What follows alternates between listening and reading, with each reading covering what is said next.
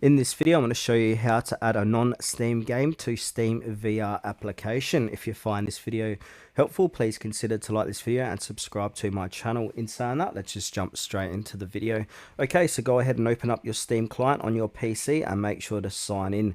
Then from here, we need to go ahead and add a non-Steam game. So on the bottom left, we've got an option saying add a game. From here, click on add a non-Steam game. And now from here, Steam will show you a list of detected apps. If your app isn't listed, click browse and manually navigate to the games.exe file and then click add selected programs once you've chosen it. Then from here, if you want, you can go ahead and manually rename it, which is optional. So go to your library, and then right click on the newly added app, click on the properties and rename it if needed. Then from here, we need to go ahead and enable Steam VR mode. So make sure Steam VR is installed and running.